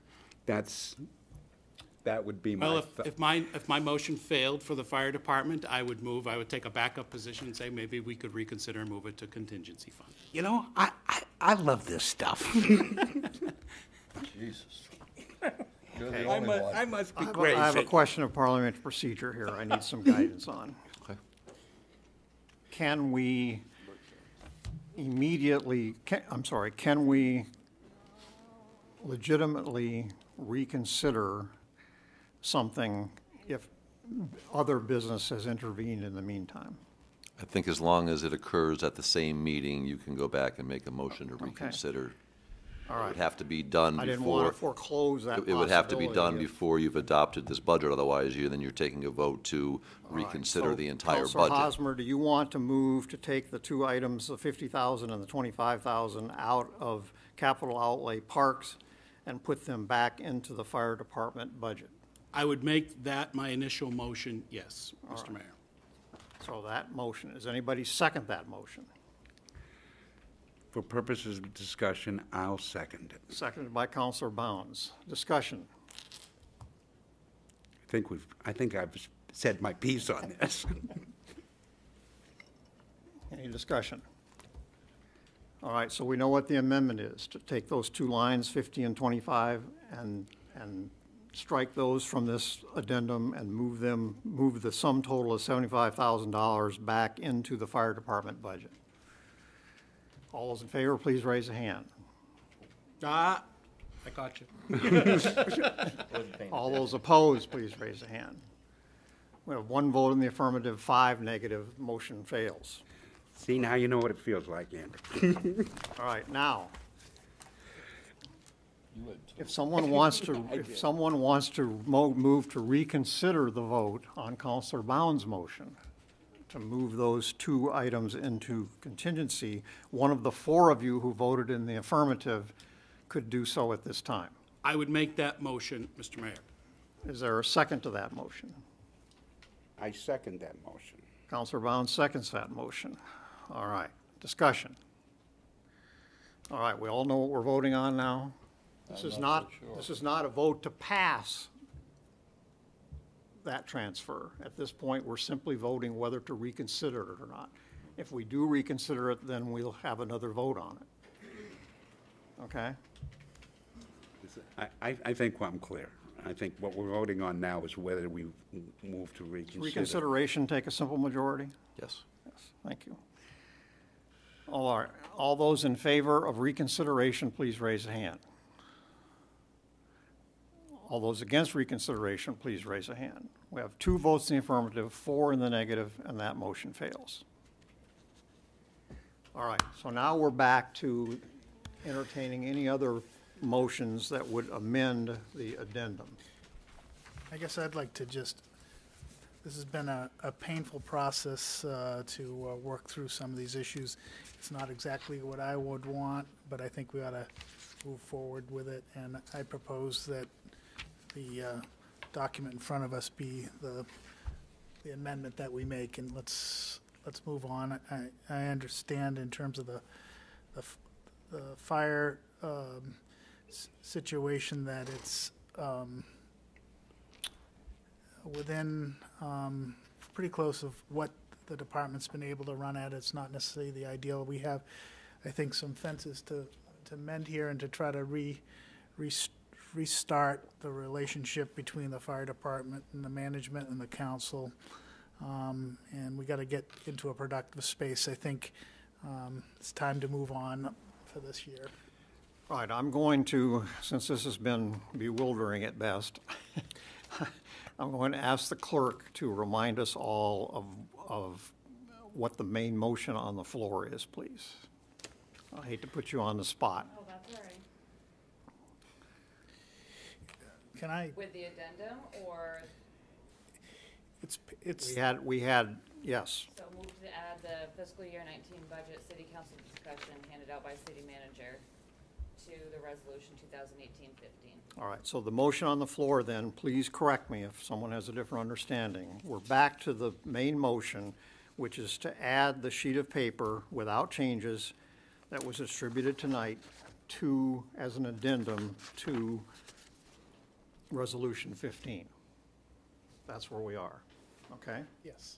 All right, That was my so motion. now we're going to vote on that. If there's no further discussion on that, anybody want to weigh in on that? All right, so we're going to vote on adding this to this. Although, all right, all those in favor, please raise a hand. All those opposed, please raise a hand. Have 5 votes in the affirmative, 1 negative, motion carries. So now, Mr. Myers, we need an overall vote to approve Resolution 15 as amended? Yes. All right. So a motion be in order to approve Resolution 2018-15 as amended, a resolution relative to making itemized appropriations for the general fund for the fiscal year beginning July 1, 2018 and terminating June 30, 2019. Have that motion, please. Councilor makes a motion. Is there a second? Councilor Haynes seconds the motion. Discussion. All right, so now we're going to vote final time on adoption of Resolution 15, the general fund budget. All right, all those in Have to favor? move a waiving? I'm sorry? Don't we have to waive a waiving of the resolution in its entirety? I do not have such a waiver in front of me, no. Mr. Myers, is that correct? You do have 2 motions there, yes. I'm sorry. Yep, I got to back up. Thank you, Counselor. All right. Yeah, thanks. I'm sorry. Madam Clerk, we're going to back up a half step here. I don't remember doing that on second reading before, but anyway. All right. First motion would be to move a waiving of Resolution 2018-15 as amended in its entirety and to read by title only. So moved. Counselor Bounds makes that motion, seconded by Counselor Hamel. Any discussion? All those in favor of waiving reading, please raise a hand. 6 votes in the affirmative, that motion carries. Now, motion be in order to approve Resolution 2018-15 as amended, a resolution relative to making itemized appropriations for the general fund for the fiscal year beginning July 1, 2018 and terminating June 30, 2019. Someone care to make that motion? Counselor Hamel makes the motion. Counselor Lippman seconds the motion.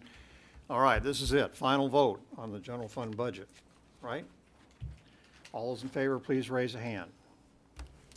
All those opposed, please raise a hand. With 5 affirmative votes, 1 negative vote, motion carries, and the general fund budget for fiscal 2019 has been approved. Thank you for bearing with me through all of that. One and pass them on. Hopefully we'll, If I can, Mr. Mayor, while this sheet's coming around, there's 2 other, I'll call them housekeeping issues to reflect on some of the various appropriations we're making. The first one relates to the next one we're dealing with now on the anticipated grants, and the change is the $500,000 because of the 2 CDBG applications that came in that the council approved at the last meeting for the 2 properties on Court Street, and those were not known to us when the budget was put together. So more or less the housekeeping, we're just going to reflect the known grants amount from the $1,981,222 and add the $500,000 to that for the grants to bring it up to the new number of $2,481,222. all right, and then the second one is to the internal. Second one is just was just a typo. It was a reverse number went in, and it was just more of an internal. All right, so correction. now on the floor is resolution 2018-16, which is on page 66 of your packet, company material on page 65. And so we need to get this on the floor and then accept an amendment? Yes. All right, so first we need to waive reading, then make the motion to get it on the floor, and then waive reading, and then amend it? Yes. Okay. All right, everybody know what we're doing here, I hope? All right, so the first motion would be to waive a reading of Resolution 16 and to read by title only. Someone make that motion? Counselor Cheney makes a motion, seconded by Counselor Bounds. Any discussion? All those in favor of waiver, please raise a hand. 6 votes in the affirmative, that motion carries. Okay, the next motion would be in order to approve Resolution 16, a resolution relative to making itemized appropriations for anticipated grants for the fiscal year beginning July 1, 2018 and terminating June 30, 2019. Someone make that motion, please. Counselor Hosmer, seconded by somebody, Counselor Lippman. Thank you. All right, a motion would now be in order to amend the numbers in Resolution 16 to reflect that given, just given us by the city manager.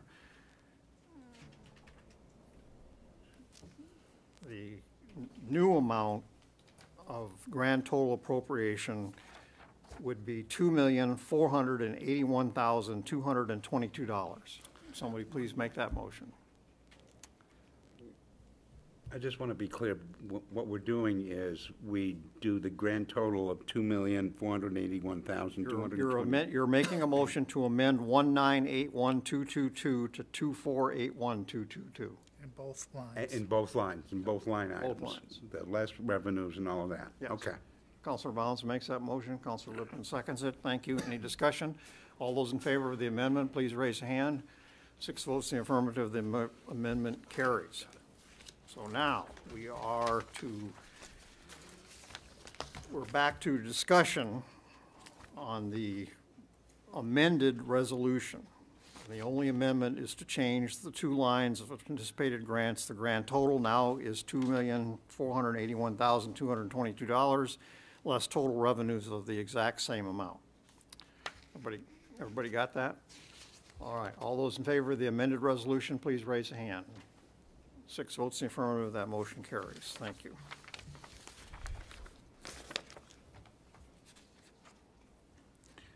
All right, we're on to Resolution 17. That is on page 68 of your packet with information on page 67. First motion, this deals with the sanitary sewer fund. First motion would be to waive a reading of this resolution in its entirety and to read Resolution 17 by title only. Councilor Bounds makes that motion. Councilor Hosmer seconds it. Any discussion? All those in favor of waiver, please raise a hand. Have 6 votes in the affirmative, that motion carries. All right, we're now on to the main motion to approve Resolution 17, a resolution relative to making itemized appropriations for the sewer fund for the fiscal year beginning July 1, 2018 and terminating June 30, 2019. Someone care to make that motion, please? Counselor Hosmer makes a motion. Counselor Haynes seconds that motion. Any discussion? All those in favor of adopting Resolution 17, please raise a hand. 6 votes in the affirmative, that motion carries. Okay, we are on to Resolution 18, having to do with the water fund. That resolution is found on page 70, with backup material on the page before it. First motion be in order to waive the reading of Resolution 18 in its entirety, and to read by title only. Counselor Hosmer makes that motion. Counselor Cheney seconds it. Thank you. Any discussion? All those in favor of waiver, please raise a hand. 6 votes in the affirmative, that motion carries. Thank you. Next up is to approve Resolution 18, a resolution relative to making itemized appropriations for the water fund for the fiscal year beginning July 1, 2018 and terminating June 30, 2019. Councilor Hamel makes that motion, seconded by Councilor Lippman. Thank you. Any discussion? All those in favor of final approval of resolution number 18, please raise a hand. 6 votes in the affirmative, that motion carries. Thank you. Okay, we're on to 19. This has to do with the internal service fund budget. Now, this is the one we have a change to, right? And the original resolution, which is on page 72 of your packet, it says $1,316,729.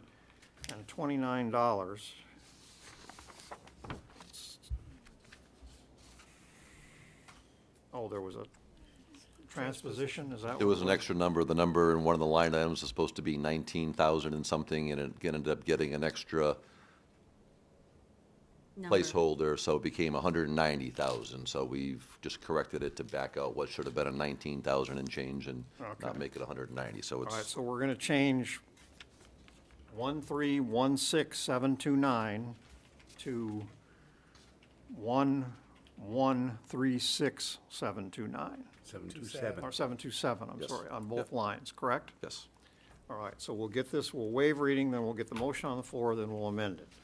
All right, so the first motion would be to waive reading of Resolution 19 in its entirety and to read by title only.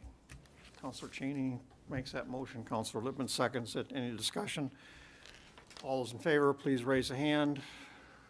6 votes in the affirmative, that motion carries. All right, next to get on the floor, we need to move approval of Resolution 19, a resolution relative to making itemized appropriations for the Internal Services Fund for the fiscal year beginning July 1, 2018 and terminating June 30, 2019. One, please make that motion. Counselor Cheney, seconded by Counselor Lippman. All right, now a motion, an amendment would be in order to change the two numbers in the grand total appropriation and the total revenue numbers included in Resolution 19 from the previously passed 1316729 to the new number of 1136727. Motion made by Counselor Lippman, seconded by Counselor Cheney. Any discussion? All those in favor of the amendment, please raise a hand. 6 votes in the affirmative, that motion carries. All right, now we're back to the main motion on Resolution 19 as amended. Are we ready to vote on that main motion? All those in favor of Resolution 19 as amended, please raise a hand. 6 votes in the affirmative, that motion carries. Thank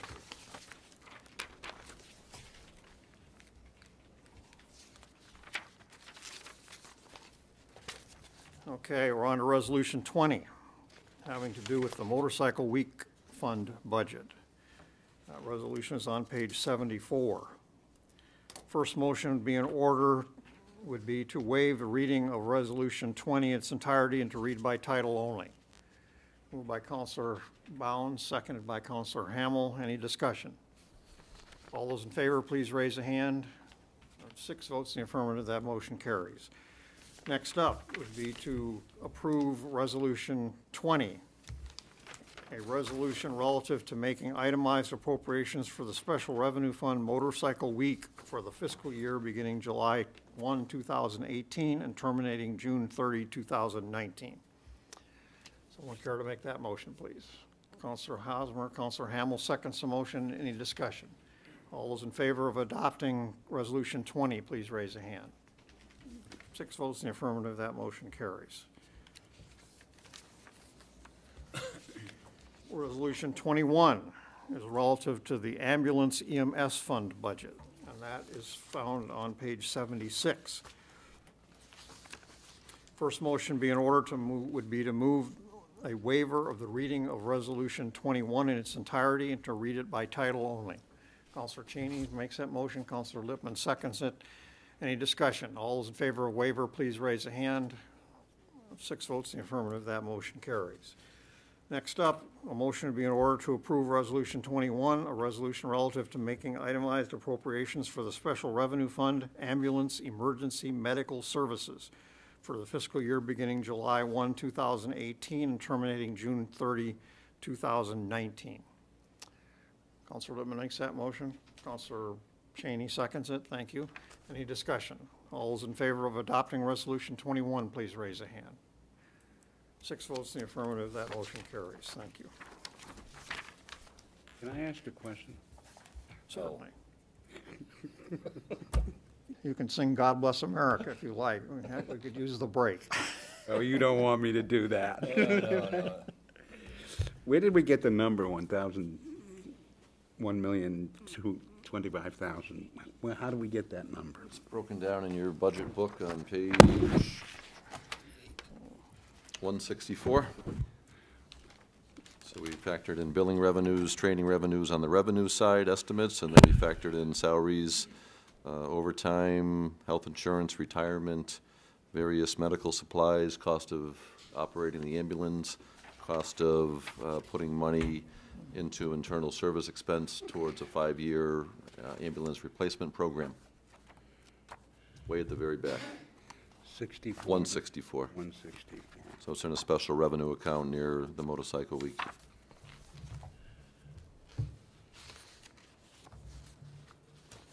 I even took some notes on it. Thank you. I'm old and senile. I appreciate it. You're welcome. Okay, we ready, Counselor? Yes. All right, we got 3 more resolutions to go here. 4, actually, 3 budget resolutions. Okay, we are on to the 3 TIF districts. First up is the downtown TIF district, and that resolution is number 22, and it's on page 78.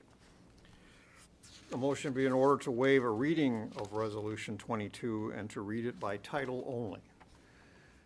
Somebody on the left over here. Councilor Hosmer, seconded by Councilor Hamel.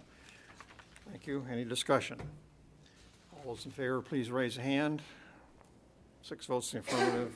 The waiver passes. Next up would be a move to approve Resolution 22, a resolution relative to making itemized appropriations for the Tax Increment Financing District downtown for the fiscal year beginning July 1, 2018 and terminating June 30, 2019.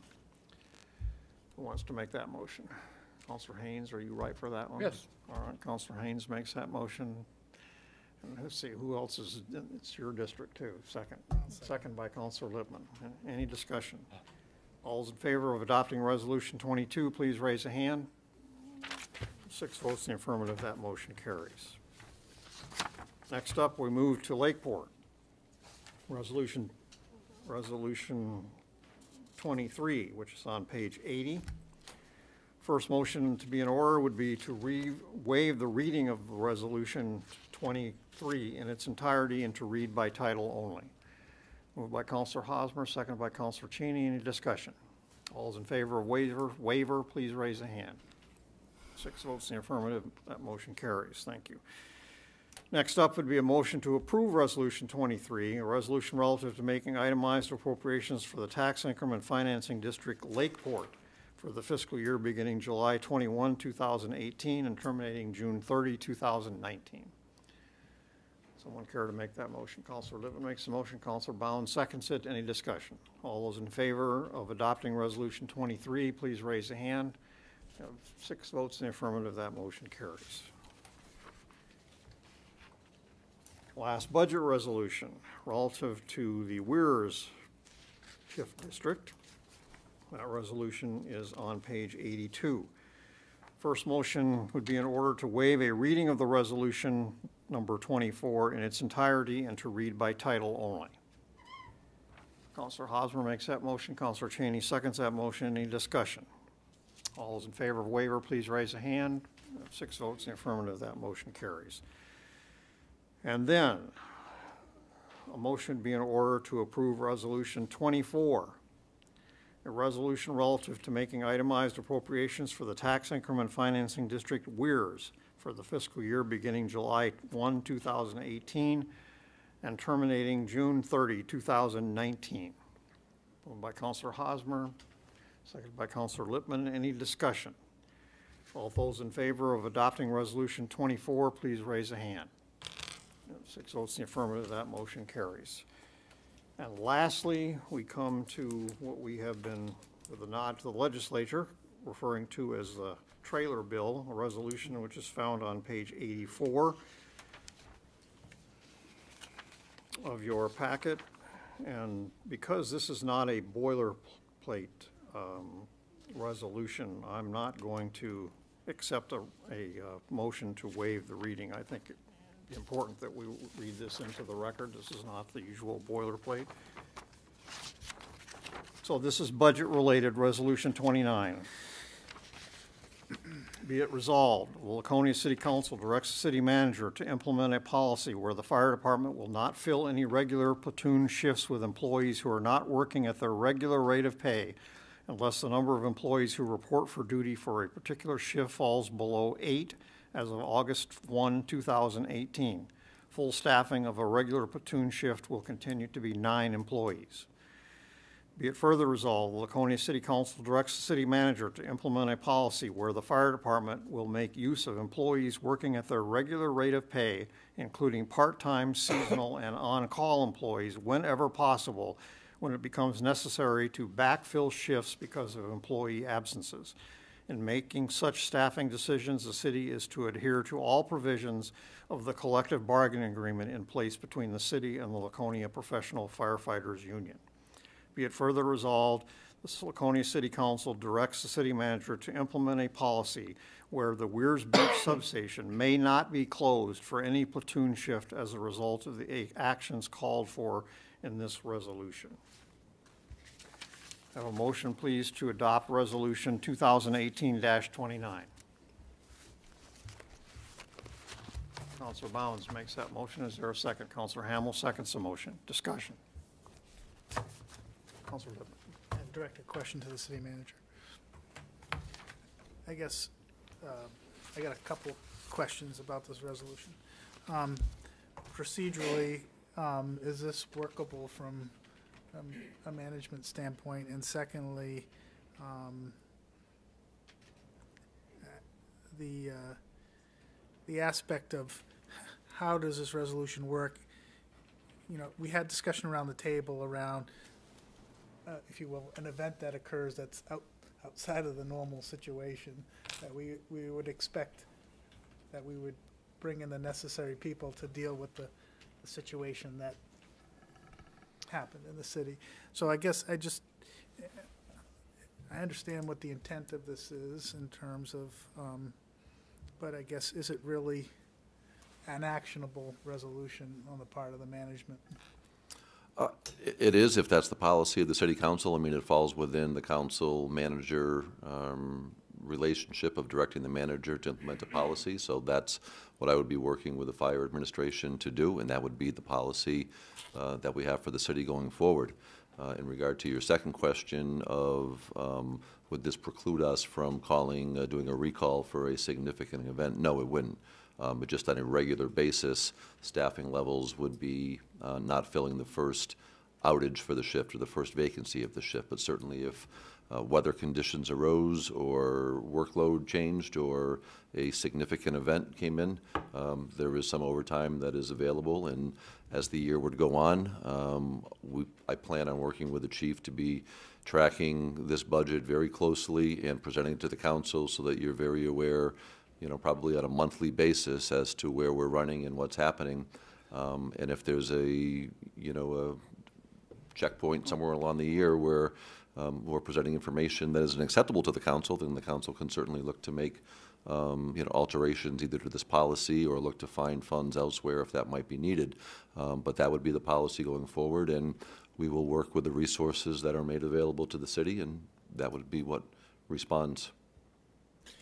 And with respect to the first resolution, with respect to 9 to 8, it's my understanding we're operating at that level 75% of the time already. Is that correct? I don't know if it's 75%. I think where the 75% came is how many times was there at least one vacancy on a shift. So 25% of the time, the chief had indicated that the full contingent of 9 were at work without any vacation, personal days, sick days. 75% of the time, we were at something less than 9. So less than 9 could be 8 or 7. So we could be filling on some of those 75% of the times if there was more than one person out. Well, and I think what the chief informed us at the last meeting was that because of budget constraints in recent months for fiscal 18, they have been staffing at 8 as a matter of policy to try to come in on budget.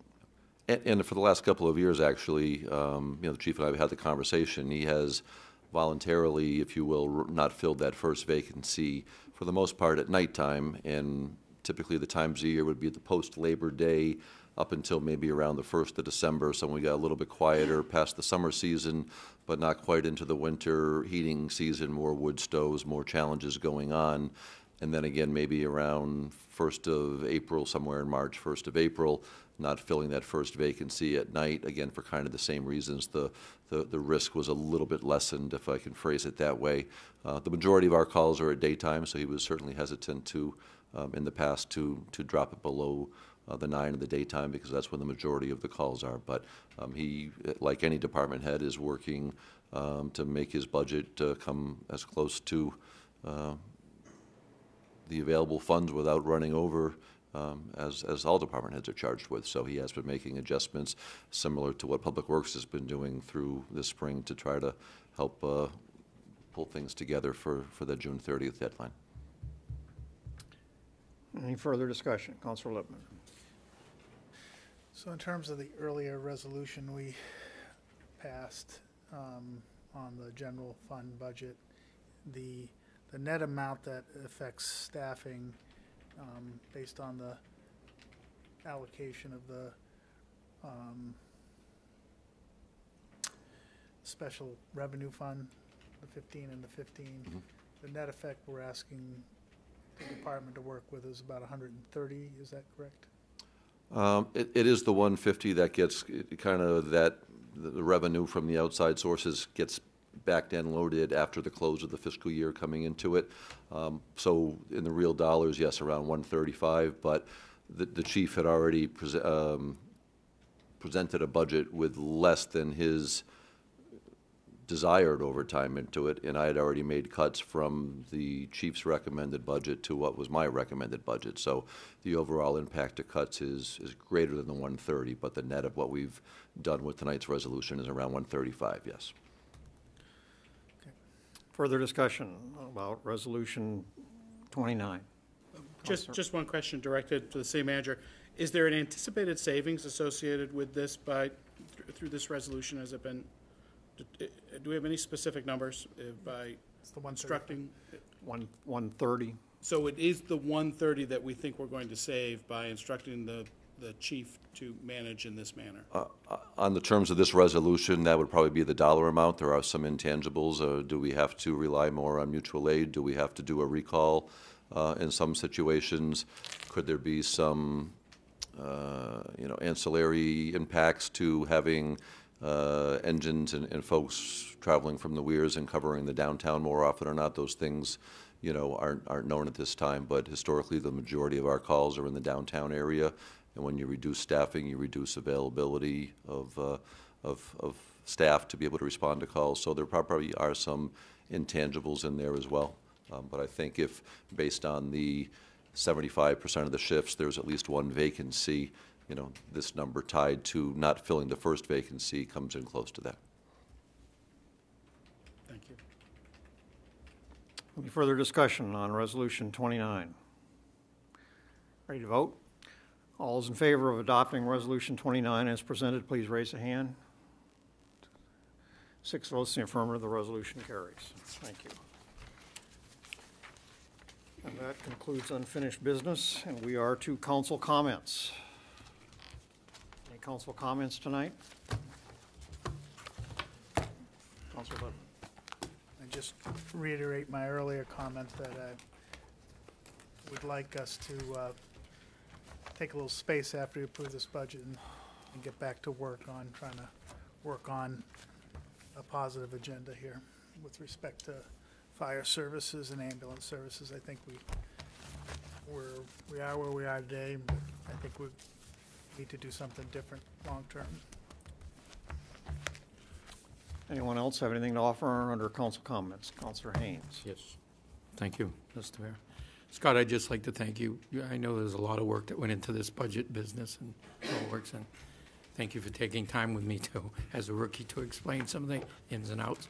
Happy to do that, and obviously a lot of the credit goes to Donna Woodham, our finance director, for pulling a lot of this together, and department heads. I mean, this is a process that we're wrapping up in July, but I could already envision the emails that Donna's going to be sending out in November to department heads saying, start getting your budget numbers together October.